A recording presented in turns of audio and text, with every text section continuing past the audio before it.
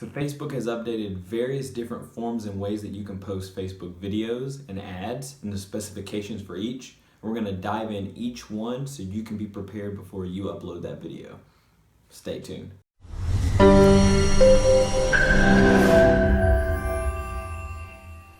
Alright, so the first and the most common is just your regular shared post video, and it's kind of the normal one that you'll see when you're scrolling down your news feed as an option for an ad or for posting a video.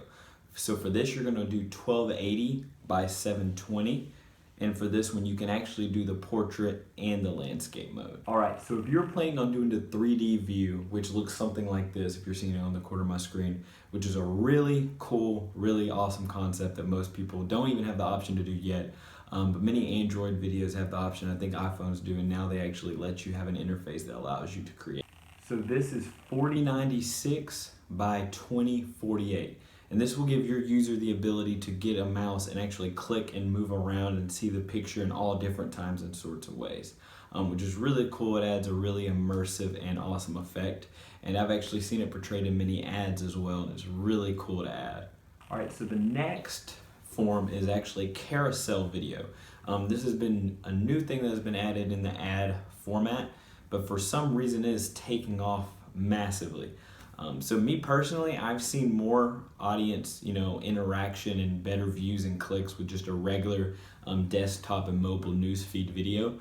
But this new carousel option has actually shown on many other users that they're getting 10 times as more views and clicks.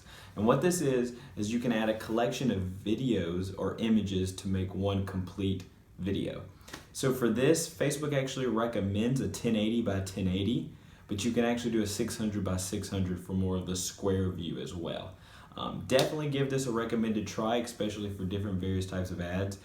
It's been a winner for many businesses, and it may be a winner for you too if you haven't given that a shot. So the next one will be called the collection video ads, and this is more widely used with retail, with businesses that have multiple different products. So for that, you're going to want to use the 1200 by 628. That's the recommended. You can do landscape or portrait on this as well.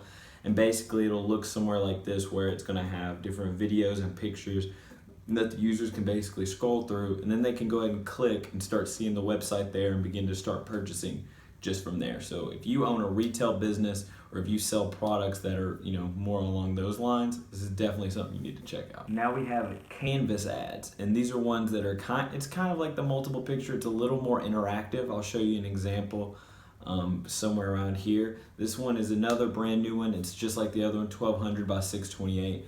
I've given this one a shot personally, and I've seen really good results with this. But again, I think that you have to be very interactive, or kind of, you want to make it a fun thing. Since they're kind of going through multiple different things, you can make it a journey as they get through the end of the ad. All right, and last but not least, we're going to be doing Facebook and Instagram stories. So for this one, you're going to want a 500 by 5000. Personally, I actually like using all of these customizations through everything that I've mentioned. I like doing that in the Canvas app if you're doing pictures. If you're doing videos, you can use different editing platforms like that to actually get it to where you need on the specifications. But Facebook story ads and Instagram story ads are absolutely awesome.